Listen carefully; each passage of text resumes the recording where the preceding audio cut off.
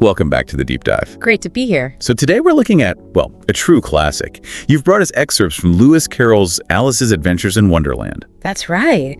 Alice's Adventures in Wonderland. It's such a fantastically strange journey. It really is. And our aim today isn't just retelling the story step by step. No, not at all. We want to kind of, dig into some of the core ideas, the really thought-provoking bits. Exactly. Think of it as a shortcut, maybe, to appreciating why it's so, well, odd and enduring. Getting under its skin a bit. Precisely. We're looking beyond just the surface weirdness to figure out what makes it stick with us. It's a world where logic just, packs its bags. Right. So let's set the scene.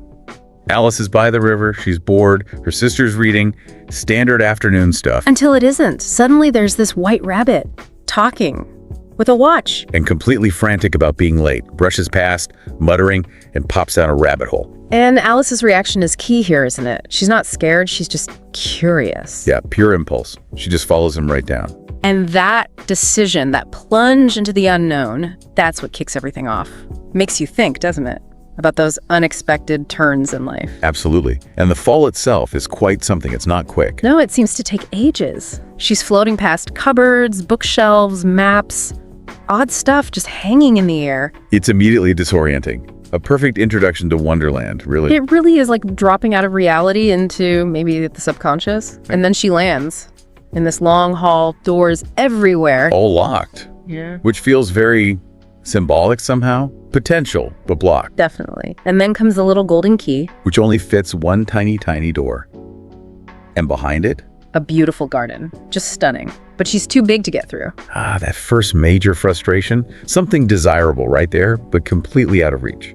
It feels like it could mean so many things, that garden. Lost childhood, an ideal state, something you can see but never quite grasp. Yeah, and that leads straight into the whole size-changing chaos, doesn't it? Oh, yes. The drink me bottle. So she drinks it and shrinks right down. Perfect size for the door. But she left the key on the table way above her head now. Classic Wonderland logic. Solve one problem, create another. Yeah. So then comes the cake. The little eat-me cake. And predictably, she eats it and shoots up like a telescope. Huge. Now she's giant, can't get through the door, can barely fit in the hall. It's such a physical representation of feeling overwhelmed, maybe. I think so. And she cries, naturally. Buckets. Enough to make a pool. A literal pool of tears, which she then falls into when she shrinks again. And who does she meet swimming in her own tears? A mouse. Just utterly bizarre. Her own sadness becomes this, shared space. And nobody in Wonderland seems that bothered by her constantly changing size. It's just normal there. Which brings us to the shore and the caucus race. Ah, the caucus race, which is just wonderfully pointless, isn't it? Totally. They'll just run around in circles, no start, no finish. And then the dodo declares everyone's a winner and everyone needs prizes. They feel like a poke at, committee meetings or pointless rituals sometimes. It really does. And then Alice, just trying to make conversation, mentions her cat, Dinah. Big mistake. Huge. All the birds and animals just flee in terror. Shows that clash of worlds, doesn't it? Her normal is their nightmare. And how easily misunderstandings happen when perspectives are so different. So she's alone again. Until the white rabbit reappears, still flustered. And mistakes her for his housemaid, Mary Ann. Sends her off to his house to get gloves and a fan. So she goes, trying to be helpful, finds his little house, and inside, another little bottle, unmarked this time. Uh-oh. Does she drink it? Of course she does. And bam, she grows enormous, filling the entire house. An arm out one window, a leg up the chimney. What a predicament. Talk about being trapped. The rabbit and his gardener, Bill the lizard, are panicking outside. They try sending Bill down the chimney. Which doesn't end well for Bill, I imagine. No, Alice sends him flying out. Then they start throwing pebbles at her. Pebbles? Yeah, but then the pebbles turn into little cakes as they land inside. Wait, what? Cakes? Just pure Wonderland logic. Or illogic. She eats one, shrinks down, and manages to escape. That place just keeps throwing curveballs. You think you grasp a rule, and then pebbles become cakes. Exactly. It emphasizes that dreamlike quality. Anything can happen. So she escapes, wanders into a wood. And meets the caterpillar. The caterpillar, sitting on a mushroom, smoking a hookah pipe, Very iconic. And quite contrary, isn't he? Asking, who are you? Yes, leading to that whole confusing conversation about identity, especially since Alice keeps changing size and isn't sure who she is herself. He's not exactly helpful, is he? More argumentative. Not really, but he does give her the crucial advice about the mushroom. One side makes you taller, the other shorter. Finally, some control. Or so she thinks. Well, yes, but first she nibbles the wrong bit and her neck shoots up incredibly high, way above the trees. That image is so strange, her head just poking out miles above her body. And then a pigeon attacks her, convinced she's a serpent trying to steal eggs. Because of the long neck, it all comes back to how her physical form keeps changing how she's perceived and treated. Absolutely. It's about how appearances dictate interaction. So she manages to get back to normal size and moves on. To the Duchess's house, which is, memorable. Memorable is one word for it. Utter chaos.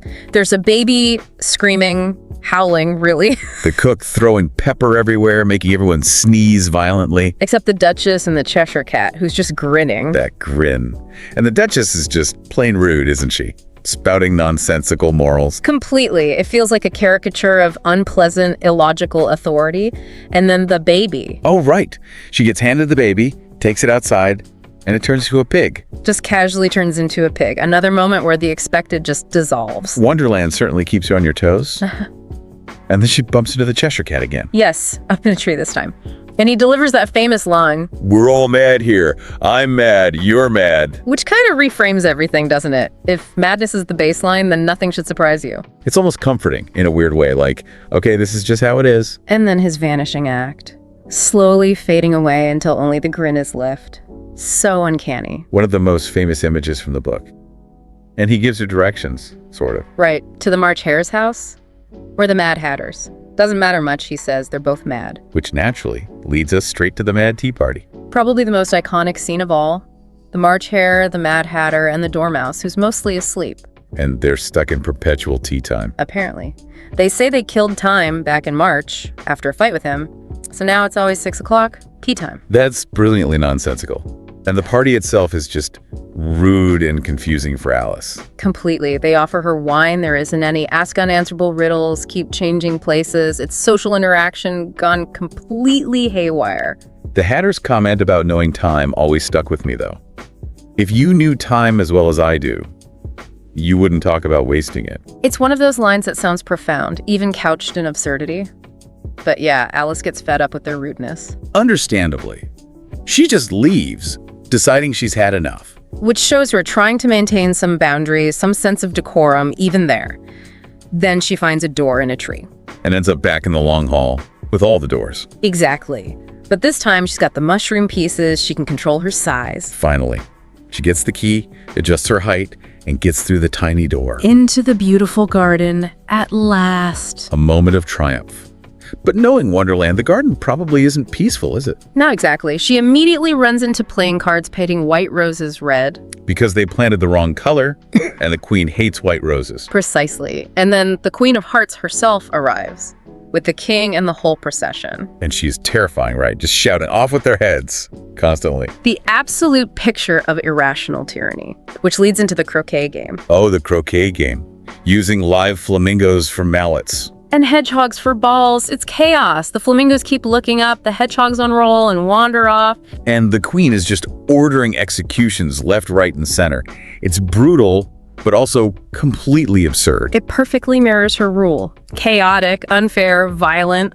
And guess who shows up again? The Cheshire Cat. Just his head floating in the air. He chats with Alice, but then the king takes exception. Right, because the cat is being a bit cheeky to him. And the king wants the cat executed.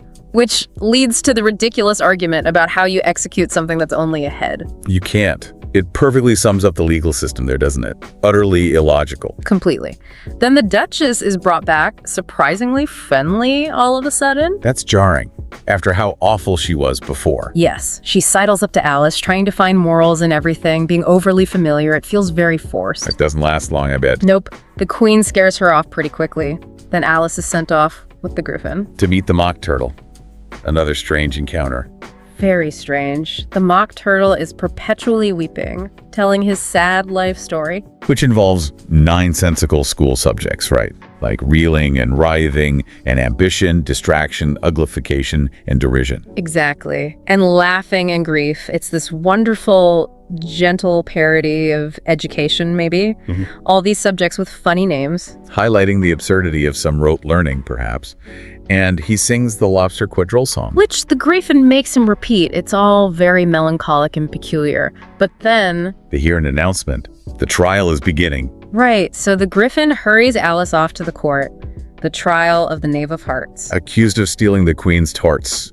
And the whole trial is just a complete farce. Absolutely. The king is the judge, but he's clueless and biased. The jury is writing things down before there's anything to write. And the witnesses. Yeah. Mad Hatter comes in, still holding his teacup. And gives utterly irrelevant testimony, terrified of the Queen the whole time. Then the Duchess's cook is called. The one obsessed with Pepper. What does she say? Just Pepper, basically. Completely unhelpful. And then Alice is called as a witness. Alice. What could she possibly know? Nothing. But her name is called. And as she stands up, she suddenly starts growing again. Oh no, not again. Right in the middle of the trial. Yes. The king insists anyone over a mile high must leave the court, Alice argues. Then they read out a nonsensical poem found on the nave. And the king interprets it as the ultimate proof of guilt, even though it makes no sense. It's the final straw for Alice. She denounces the whole thing. Stuff and nonsense, she cries. You're nothing but a pack of cards. That's her moment of defiance, standing up to the absurdity. Exactly. And as she says it, having grown quite large, the cards all rise up and fly at her. And she wakes up, back on the riverbank, head in her sister's lap. The whole thing was a dream. Wow, what an abrupt return to reality. It is. And she tells her sister all about these incredible, bizarre adventures she just had. And the sister listens, half believing, half dreaming herself, pondering this strange wonderland Alice described. So, as we sort of wrap up this deep dive into Alice's adventures in Wonderland, what are some of the main takeaways for our listeners, do you think? Well, one thing that really stands out is just Alice constantly trying to apply logic in a world that completely defies it. That struggle feels very real sometimes. Absolutely. And her identity is constantly in flux, isn't it?